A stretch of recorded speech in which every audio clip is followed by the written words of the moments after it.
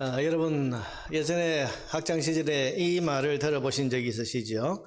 내일 지구가 멸망한다고 해도 나는 오늘 한 그루의 사과나무를 심겠다. 저는 오래전에 이 말이 이해가 잘 되지를 않았습니다. 내일 지구가 멸망하는데 오늘 한 그루 사과나무를 심겠다. 그래서 도대체 어떻게 하겠다는 거냐, 무슨 의미가 있느냐, 그런 생각이 들었습니다. 여러분 그렇지 않습니까?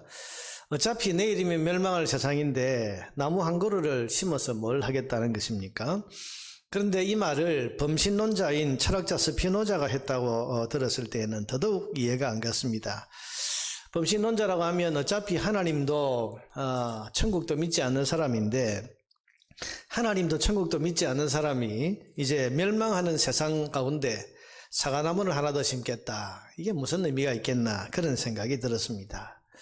그런데 재작년 종교개혁 500주년을 맞이해서 종교개혁자 마틴 루터의 행적을 따라갔었는데, 독일에 있는 아이젠하흐라고는 도시에 루터하우스가 있는데, 거기에 갔더니 뜻밖의 그 집 문 앞에 이 글귀가 적혀져 있었습니다.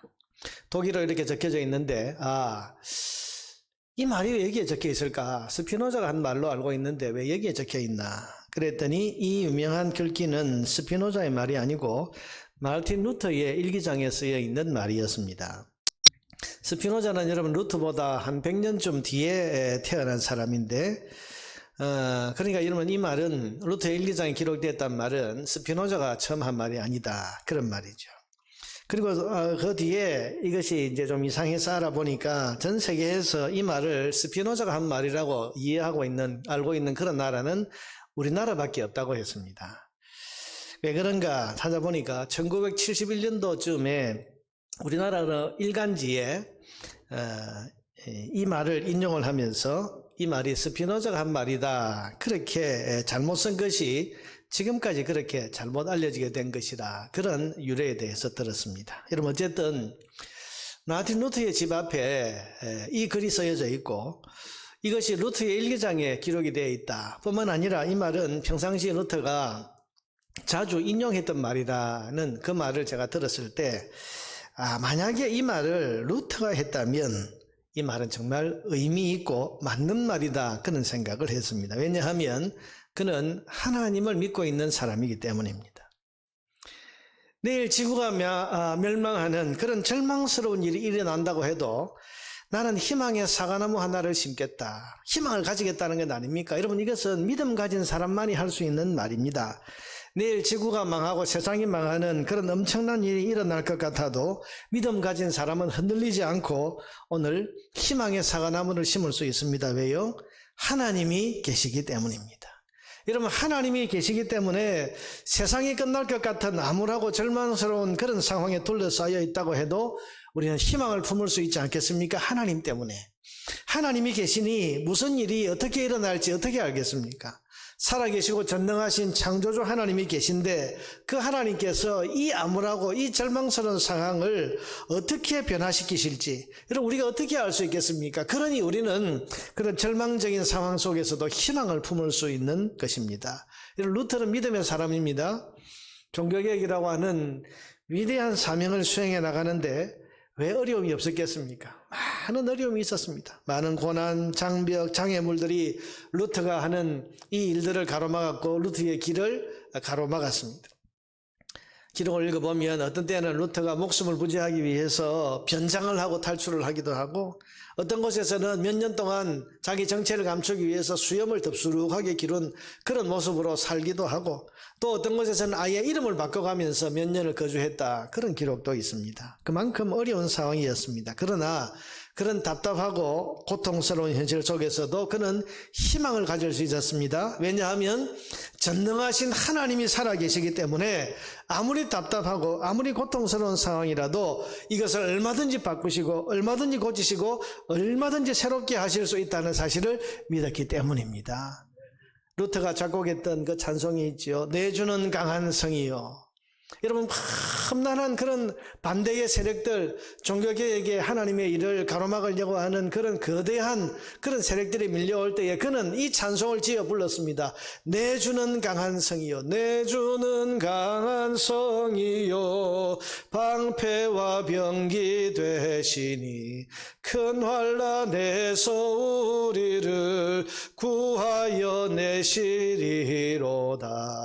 여러분, 이 찬송을 부르면서 하나님이 살아계시고 하나님이 내 삶의 방패가 되시고 능력이 되시니까 하나님이 계시니 나를 둘러싼 이 거대한 세력이 있다고 해도 나는 두렵지 않다.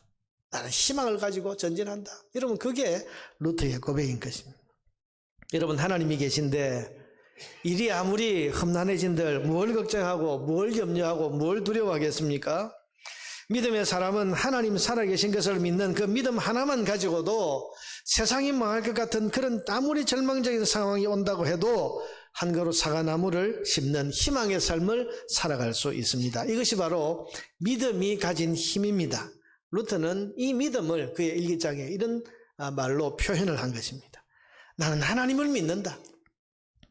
그러니 세상이 아무리 망할 것 같은 어려운 상황이 온다고 해도 나는 절망하지 않고 희망의 사과나무를 심을 것이다. 여러분, 이것이 살아계신 하나님 때문에 세상을 두려워하지 않는 성도의 믿음인 것입니다. 사랑하는 여러분, 오늘 본문에 나오는 느헤미야는 바로 이런 희망의 믿음을 가지고 살았던 사람입니다. 하나님 살아계신다. 그러니 예루살렘이 아무리 무너지고 쓰러지고 지금 폐허가 되어 있다고 해도 살아계신 하나님이 반드시 다시 일으켜 세워주실 것이고 회복시켜 주실 것이다. 이 믿음을 가지고 현실의 문제 앞에 섰습니다. 여러분, 오늘 본문 2절에서 4절까지 내용을 한번 보세요. 지금 느헤미야는 바사, 그러니까 페르시아 왕궁의 높은 관리로 와 있습니다. 유다 나라가 이미 망했고 그 나라를 멸망시켰던 바벨론이 페르시아에게 또 무너지고 지금은 페르시아 제국의 시대가 되었습니다. 여러분, 이런 세상에서 느헤미야는 페르시아 왕 아닥사스다를 모시는 높은 관리가 되어서 왕을 지근거리에서 모시는 그런 삶을 살고 있었습니다. 그런데 어떻게 보면 세상적으로 편안한 삶입니다. 그 포로로 끌려간 그 땅에서 최고 제국의 왕을 모시는, 그것도 왕을 지근거리에서 모시는 그런 아주 높은 관리가 되었으니까 여러분 걱정이 없이 살 것 같은데 그의 마음은 전혀 편하지 않았습니다. 2절을 보세요. 내 형제들 가운데 하나인 하나니가 두어 사람과 함께 유다에서 내게 이르렀기로. 여러분, 지금 수천리, 예루살렘에서 수천리 떨어진 이 아닥사스다 왕이 수산궁이라고 하는 왕궁에 살고 있는 이 느헤미야에게 그 형제 중 한 사람이었던 하나니라는 사람이 몇 사람과 함께 저 수천리 떨어진 유다 예루살렘을 방문하고 돌아왔다는 이야기를 들은 겁니다. 내가 그 사로잡힘을 면하고 남아있는 유다와 예루살렘 사람들의 형편을 물은즉, 자기처럼 포로로 끌려오지 않고 거기에 그대로 남아있는 그 사람들이 지금 어떻게 살고 있더냐, 그게 궁금해서 물었더니 그 대답이 참담했습니다. 3절에 그들이 내게 이르되 사로잡힘을 면하고 남아있는 자들이 그 지방 거기에서 큰 환난을 당하고 능욕을 받으며 예루살렘 성은 허물어지고 성문들은 불탔다 하는지라. 폐허가 되었다는 거예요.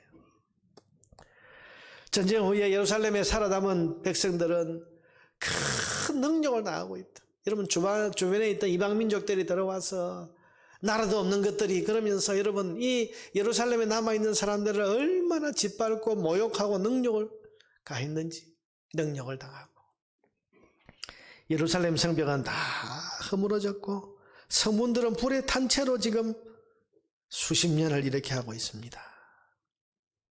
여러분, 이 소식을 듣고 그는 잠이 오질 않습니다. 먹을 것이 입으로 들어가지 않습니다. 거룩한 도성인 하나님의 성 예루살렘, 그게 불타고 그게 다 허물어지고 폐허가 된 채 방치가 되어 있고 거기 있는 동족들이 고통당하고 능욕을 당하고 있다고 생각하니까 여러분 그저 눈물이 나는 거예요. 울고 울고 또 울고 앉아 있습니다. 여러분, 자기가 뭐 하나 할 수 있는 일이 없습니다.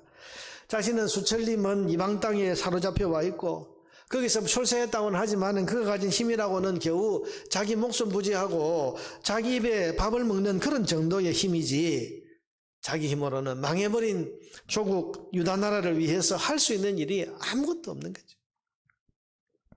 마음 같아서는 당장 달려가서 그 망하고 무너진 예루살렘을 다시 일으키고 다시 회복시키는 그런 일을 하고 싶지만은, 그러기에는 겨우 왕의 술이나 따르는 이런 처지로서는 아무 할 수 있는 힘이 없는 겁니다.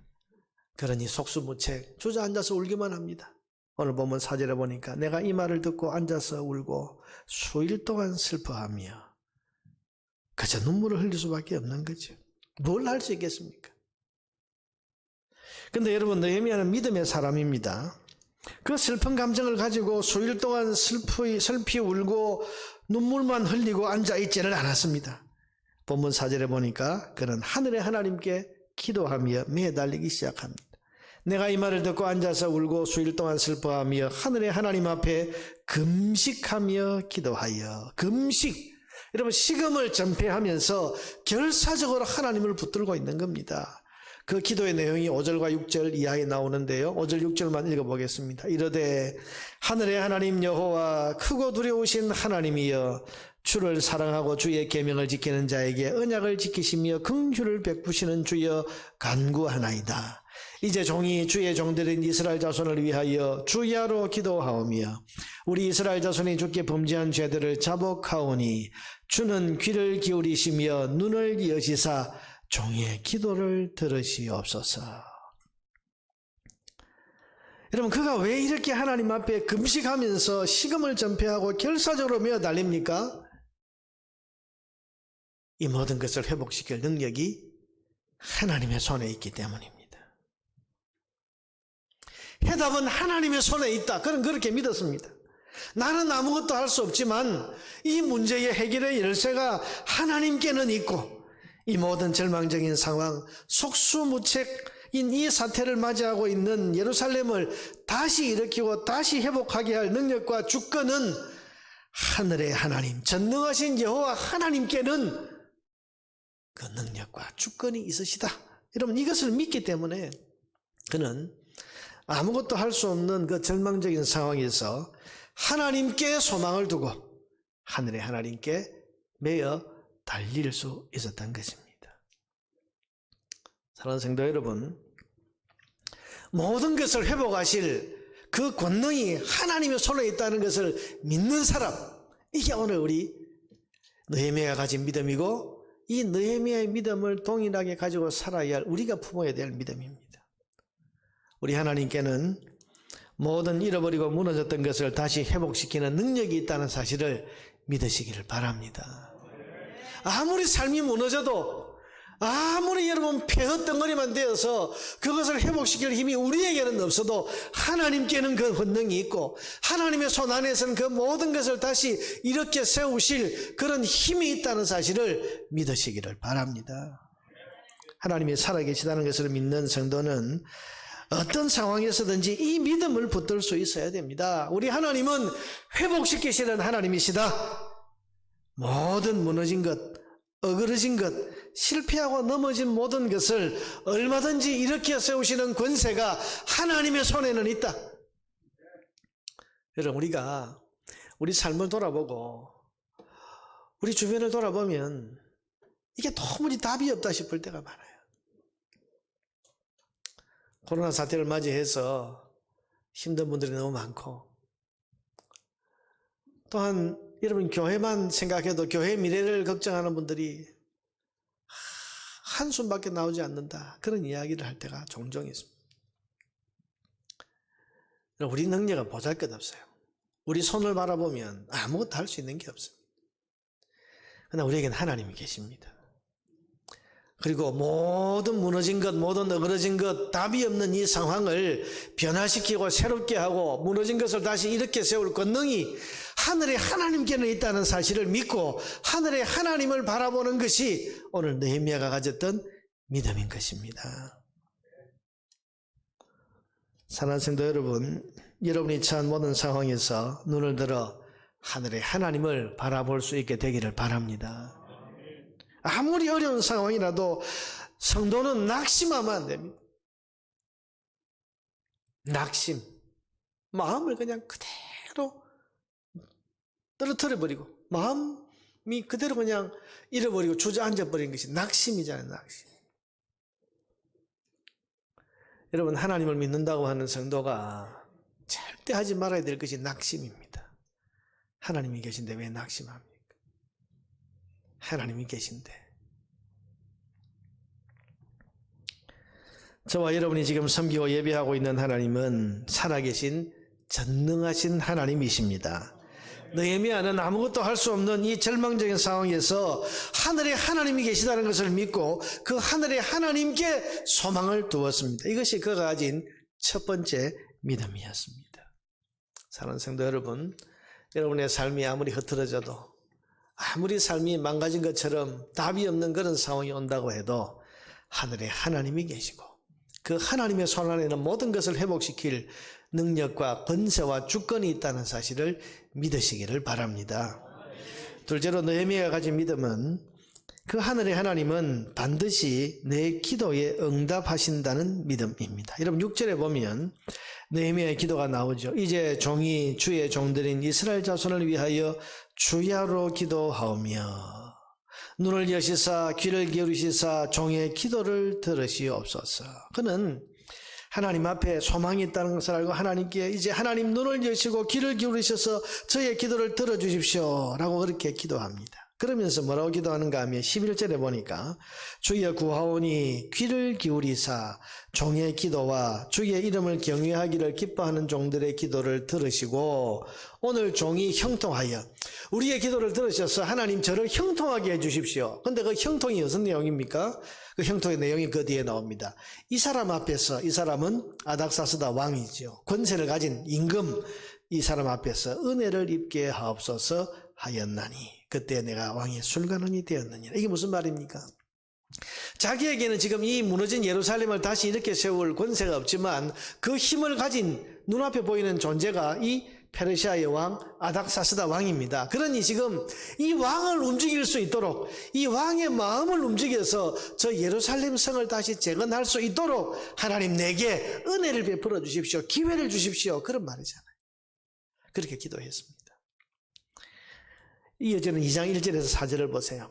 아닥사스다 왕 제20년 니산월에 왕 앞에 포도주가 있기로 내가 그 포도주를 왕에게 드렸는데 이전에는 내가 왕 앞에서 수심이 없었더니 왕이 내게 이르시되 네가 병이 없거늘 어찌하여 얼굴에 수심이 있느냐 있느냐 이는 필연 네 마음에 근심이 있음이로다 하더라. 그때 내가 크게 두려워하여. 이게 무슨 말입니까?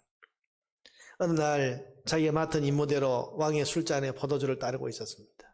평상시에는 여러분 느헤미야가 얼굴에 밝은 표정으로 임금의 그 기분을 참 돋구면서 그 포도주를 아주 그 밝은 표정으로 따르는데 그날은 이 마음이 무거우니까 얼굴에 수심이 가득한 채로 여러분 따르고 있습니다. 얼굴이 굳어 있는 거죠. 여러분 이때 당시에 이 제국의 왕들은 늘 암살의 위협에 시달렸습니다.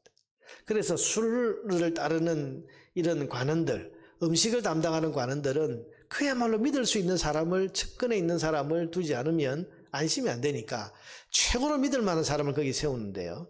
아무리 믿을 수 있는 사람이라고 해도 여러분 그날 술을 따르는데 얼굴 표정이 굳어 있어요. 긴장을 하고 있어요. 그럼 이게 뭔가 이상이 있는 거 아닙니까?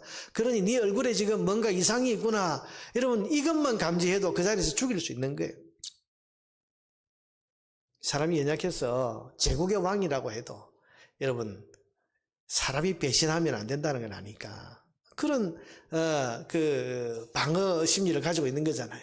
그래서 왕이 그에게 하는 말이 평상시에는 네가 얼굴에 수심이 없거늘 오늘은 왜 얼굴에 수심이 그렇게 가득하냐. 특별히 그걸 보니까 틀림없이 너한테 무슨 일이 있다. 이 말에 느헤미야가 크게 두려워했다. 그렇게 말하는 거죠. 3절입니다. 왕께 대답하되 왕은 만세수를 하옵소서. 내 조상들의 묘실이 있는 성읍이 이제까지 황폐하고 성문이 불탔사오니 내가 어찌 얼굴에 수심이 없사오리까 하니. 임금님 그게 아니고요. 제조국 예루살렘이 지금 다 성벽이 허물어지고 성문이 불타고 폐허가 된 채로 수십 년 방치되어 있는데 그 소식을 내가 들었는데 내 마음이 얼마나 힘들겠습니까? 그래서 얼굴에 수심이 있는 겁니다. 그렇게 대답을 했습니다. 그랬더니 놀랍게도 4절에 왕이 내게 이르시되 그러면 네가 무엇을 원하느냐 하시기로. 왕의 입에서 나온 말이 뭡니까? 그럼 네 소원이 뭐냐? 어떻게 해주면 좋겠냐? 이때 여러분 느헤미야는 기도했던 사람으로서 이것이 내가 기도해왔던 기도의 응답이다. 왜? 아까 뭐라고 기도했습니까? 하나님 이 사람 앞에 은혜를 얻게 하옵소서라고 했는데 이 왕이 지금 이 예루살렘 문제에 대해서 관심을 가지고는 내가 네게 어떻게 해주기를 원하냐? 네 소원이 뭐냐? 이렇게 묻는 거죠. 이게 하나님께서 기도에 응답하시는 거다라는 것을 알아차리고 그가 뭐라고 합니까? 4절에 보니까 내가 곧 하늘의 하나님께 묵도하고 그 짧은 시간에 하나님 앞에 한 번 더 기도를 합니다. 하나님 지금 기회를 주시는 거죠. 하나님 지금 이 왕의 마음을 움직여 주실 거죠. 그러니 제가 말할 때에 이 사람의 마음이 감동을 받게 해주십시오. 아마 그렇게 기도했지 않겠습니까? 그 짧은 시간 동안 그는 또 기도를 했습니다. 그러면서 뭐라고 그럽니까? 왕에게 아뢰되 왕이 만일 좋게 여기시고 종이 왕의 목전에서 은혜를 얻었사오면 나를 유다 땅 나의 조상의 묘실이 있는 성읍에 보내어 그 성을 건축하게 하옵소서 하였는데 임금님 저를 보내주십시오. 그 예루살렘 성을 다시 건축하고 재건할 수 있도록 저를 책임자로 보내주십시오. 여러분 이 요구를 하는 겁니다. 자 여러분 이 느헤미야는 기도하는 사람으로서 현장에서도 기도를 했습니다. 그가 하나님 앞에 금식하며 기도했던 내용이 지금 현장에서 이루어지는 것 같은 이런 것을 영적으로 알아차리고는 그 왕이 있는 그 자리에서 순간 짧은 기도지만은 하나님 앞에 기도를 드리고 있습니다. 여러분 느헤미야서를 읽어보면 느헤미야는 현장에서 기도하는 사람이에요. 4장 1절에서 5절을 한번 보세요. 나중에 여러분 이 느헤미야가 왕의 명령을 받고 예루살렘으로 돌아갑니다. 갔더니 방해꾼들이 나타났습니다. 산발랏이라고 하는 사람이 방해하기 시작했습니다. 그러면서 비웃는 거예요. 뭐라고 비웃는가 하면 4장 3절에 보니까 암몬 사람 도비아는 곁에 있다가 이르되 그들이 건축하는 돌 성벽은 여우가 올라가도 곧 무너지리라 하더라. 아이고 성 짓는다고 왔는데 저거는 뭐 여우 한 마리가 올라가도 와르르 무너져 내리겠다. 그러면서 비웃고 방해하는 거죠. 이걸 듣고 여러분 느헤미야가 즉시 기도합니다. 4절에 우리 하나님이여 들으시옵소서. 우리가 업신여김을 당하나이다. 원하건대 그들이 욕하는 것을 자기들의 머리에 돌리사 노략거리가 되어 이방에 사로잡히게 하시고 주 앞에서 그들의 악을 덮어두지 마시며 그들의 죄를 도말하지 마옵소서. 그들이 건축하는 자 앞에서 주를 노하시게 하였음이니이다 하고 하나님 건축을 방해하는 저 무리들을 하나님 다 물리쳐 주십시오. 건축하는 현장에서 지금 비웃는 말을 하니까 그 자리에서 기도하는 겁니다. 여러분 느헤미야는 현장에서 기도하는 사람입니다. 일이 생길 때마다 기도했고 문제가 일어났을 때 바로 기도했고 어려움이 생기는 그 현장에서 바로 그 자리에서 하나님을 바라보면서 기도했습니다. 여러분 이것은 기도를 믿는 사람이 아니면 할 수 없는 기도입니다. 누구나 기도를 한다고 합니다. 그런데 예배당에서 예배 시간에 앉아서는 기도하지만은 정작 문제가 생긴 삶의 현장에서 기도하지 않는다면 그 사람은 정말 기도를 믿는 사람인지 다시 생각해 봐야 됩니다.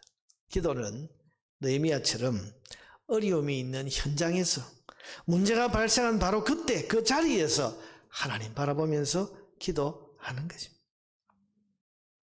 여러분 그의 기도를 좀 더 볼까요? 5장 19절을 한번 가보세요. 5장 19절에 보면 거기는 또 오니까 또 백성들이 또 말을 안 듣습니다. 백성들이 또 이 유대 총독으로 온 이 느헤미야를 모함하고 의심하고 하니까 5장 19절에 그는 또 기도합니다. 이 오해를 풀어주십시오.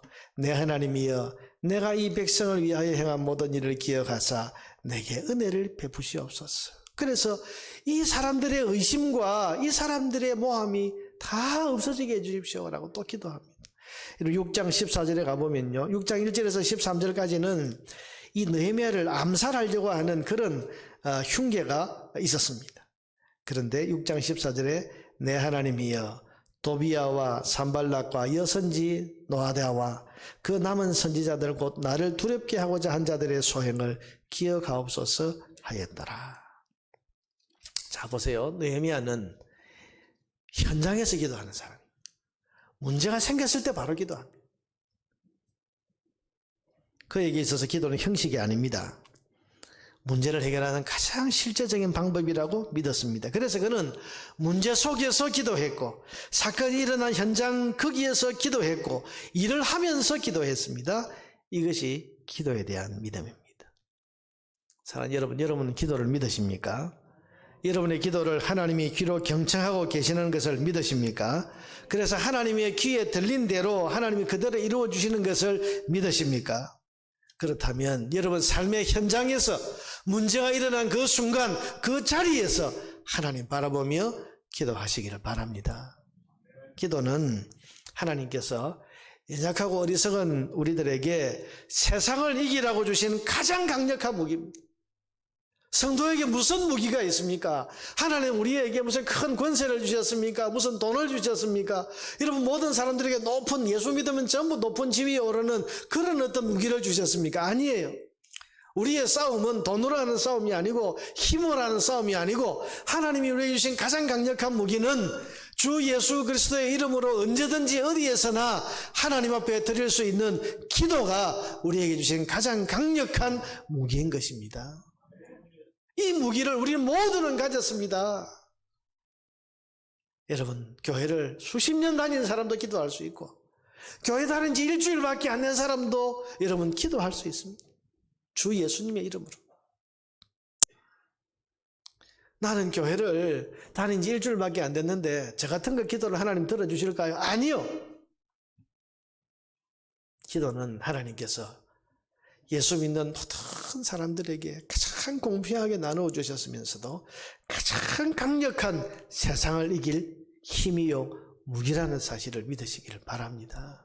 느헤미야가 여러분 총독으로 예루살렘 와서 그 무너지고 폐허된 예루살렘 성벽을 이렇게 세우는데 그가 했던 것이 뭐냐? 뭐 지혜를 발휘했기도 하고 헌신도 했지만은 느헤미야서를 읽어보면 그는 순간순간 기도하는 사람, 짧은 기도를 현장에서 계속 쉬지 않고 드렸던 사람입니다. 그런 기도를 믿은 사람이에요.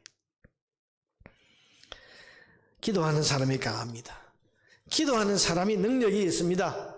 여러분, 그래서 수십 년 동안 폐허로 방치되어 있던 이 예루살렘 성벽을 느헤미야가 이렇게 세우는데, 완공하는데 이런 불과 52일 만에 완공을 합니다. 6장 15절을 보니까 성벽 역사가 52일 만인 엘룰월 25일에 끝나매 우리 모든 대적과 주위에 있는 이방 족속들이 이를 듣고 다 두려워하여 크게 낙담하였으니 그들이 우리 하나님께서 이 역사를 이루신 것을 알미니라.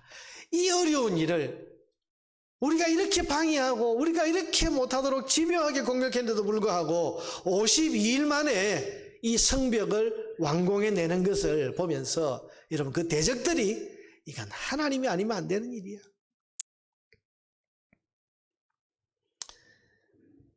기도를 믿은 느헤미야가 기도로 싸워서 얻은 기도의 응답인 것을 믿으시기 바랍니다. 사랑하는 성도 여러분, 기도는 내 삶에 하나님의 능력을 임하게 하는 강력한 수단입니다.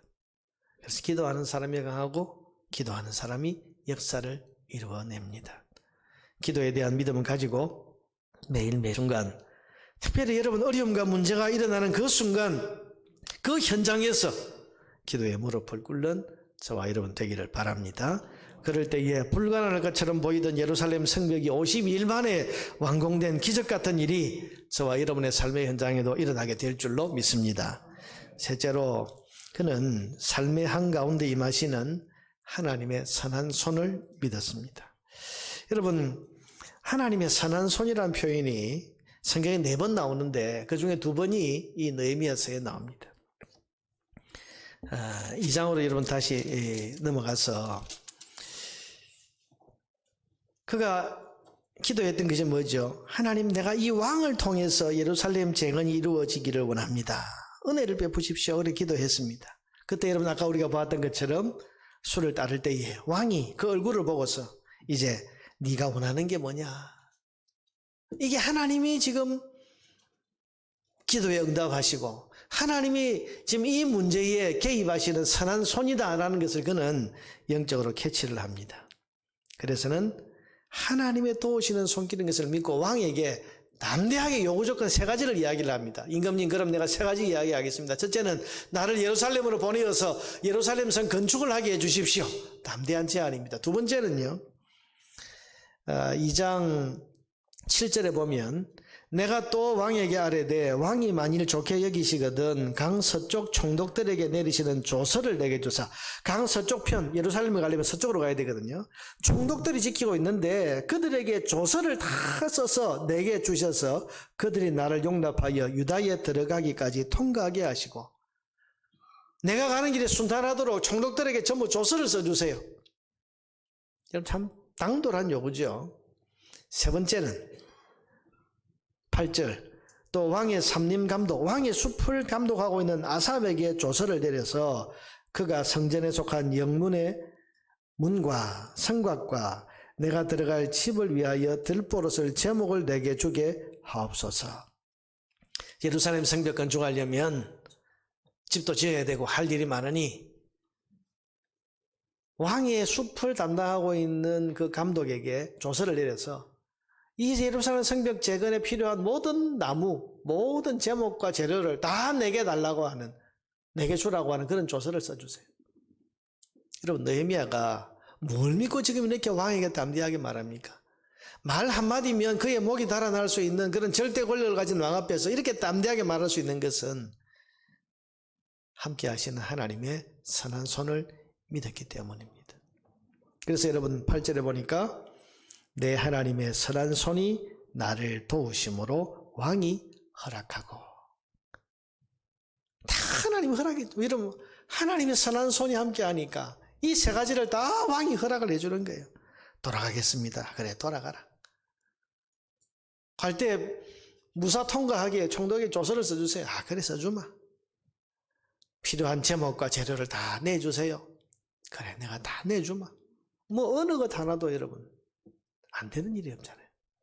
여러분, 하나님의 선한 손이 느헤미야가 하는 이 모든 일에 함께하고 있는 것을 그는 믿었습니다. 여러분, 그가 하나님의 선한 손이 이 일에 함께하고 있다는 것을 믿었던 이유는 뭡니까? 그것은 기도에 대한 믿음이기도 하지만 동시에 하나님이 원하시고 기뻐하시는 일을 할 때 하나님은 도우신다는 것을 그가 믿었기 때문입니다. 여러분, 1장 5절로 다시 넘어가면요, 그가 기도할 때 하나님의 언약을 붙들고 기도했습니다. 하늘의 하나님 여호와 크고 두려우신 하나님이여, 주를 사랑하고 주의 계명을 지키는 자에게 언약을 지키시며, 하나님 언약을 이루어 주십시오. 언약을 위한 일을 이루는 일을 하나님 해 주십시오. 그렇게 간구합니다. 하나님의 언약이 뭡니까? 1장 8절 9절입니다. 옛적에 주께서 주의 종 모세에게 명령하여 이르시되 만일 너희가 범죄하면 내가 너희를 여러 나라 가운데에 흩을 것이요. 하나님 언약 맺을 때에 너희가 내게 범죄하고 계명을 안 지키면 온 세상 사방으로 너희들 다 흩어버릴 거다. 근데 그것대로 흩어버렸잖아요. 그런데 9절에 만일 내게로 돌아와 내 계명을 지켜 행하면 너희 쫓긴 자가 하늘 끝에 있을지라도 내가 거기서부터 그들을 모아 내 이름을 두려고 택한 곳 예루살렘이죠. 이곳에 돌아오게 하리라 하신 말씀을 이제 청하건대 기억하옵소서. 하나님, 우리가 회개하고 돌이키면 하나님께서 우리가 세상 끝에 있다 할지라도, 흩어져 있다 할지라도 예루살렘으로 다시 돌아오게 하겠다고 하신 그 약속을 하나님 이루어 주십시오. 그렇게 기도한 거지. 그러니 여러분, 예루살렘 성을 재건하는 것은 하나님의 언약을 이루는 일이고 하나님의 뜻을 이루는 길이고 하나님이 기뻐하시는 일입니다. 하나님의 언약을 이루고 하나님이 기뻐하시는 일을 하는데 하나님의 선한 손이 돕지 않겠습니까? 하나님의 선한 손이 함께 하시지 않겠습니까? 그걸 그는 믿은 겁니다. 그러니 왕 앞에서 담대하게 당돌한 제안을 할 수 있었던 겁니다. 사랑하는 여러분, 우리가 하나님이 기뻐하시는 삶을 살면 하나님의 선한 손은 반드시 우리와 함께 한다는 사실을 믿으시기를 바랍니다. 내가 내 욕심, 내 야망, 내 영광을 구하면서 사는 게 아니고 오직 주님 받으실 영광, 하나님 나라와 하나님이 기뻐하시는 뜻을 위해서 살아간다면 도우시는 하나님의 선한 손은 언제든지 우리와 함께 하게 될 것입니다. 그러니 여러분, 내가 하나님의 뜻을 이루는 일을 하고 있고 하나님 기뻐하시는 일을 하고 있다면 주저할 게 없습니다. 망설일 게 없습니다. 믿음을 가지고 담대히 해 나가면 되는 겁니다. 우리가 예배하는 일은 하나님 기뻐하시는 일이잖아요. 그러니 예배를 위해서 여러분 하는 일을 두려워하지 말고 담대하게 하면 됩니다. 우리가 주의 몸된 교회를 섬기고 전도하고 영혼을 구원하는 일 하나님 기뻐하시는 일입니다. 이 일을 하는데 여러분 환경이 어떻고 무슨 조건이 어떻고 그러면서 두려워하고 망설일 게 아니고 하나님 기뻐하시는 일이라면 믿음 가지고 하나님의 선한 손이 도우실 것이다 믿고 담대하게 그 선한 일을 믿음으로 진행해 나가면 되는 겁니다. 적어도 주의 일을 하면서 우리가 이 믿음 가져야죠. 내가 내 욕심 위해서 하는 거 아니지 않습니까? 주의 나라와 주의 영광을 위해서 하나님 기뻐하시는 일을 하는데 뭘 두려워하겠습니까?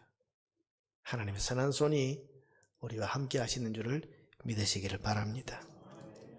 그러므로 여러분 삶의 목적을 하나님과 하나님의 영광을 드러내는 데에 두고 사시기를 바랍니다. 그럴 때 날마다 도우시는 하나님의 선한 손을 경험할 수 있습니다. 지금 여러분이 하는 일이 하나님 기뻐하시는 일이라면 비록 어려움이 있더라도 하나님 반드시 선한 손으로 도와주실 것입니다. 우리가 섬기는 하나님은 살아계셔서 우리의 삶의 한가운데 선한 손으로 우리를 인도하시는 하나님이십니다. 마태복음 6장 33절에 보면 그런즉 너희는 먼저 그의 나라와 그의 의를 구하라. 그리하면 이 모든 것을 너희에게 더하시리라. 믿으시기를 바랍니다. 믿음 가진 사람은 낙심하지 않습니다. 아무리 어려운 상황에서도 하나님 때문에 희망을 말하고 하나님 때문에 희망을 노래할 수 있는 사람입니다. 내일 세상이 망할 것 같은 그런 어두운 일들이 우리에게 다가온다고 해도 살아계신 하나님에 대한 믿음 때문에 한 그루 사과나무를 나는 심겠다고 그렇게 말할 수 있는 사람입니다. 오늘도 살아계신 하나님께 모든 소망과 희망을 두고 믿음의 사람으로서 살아가는 저와 여러분 되기를 주의 이름으로 축원합니다.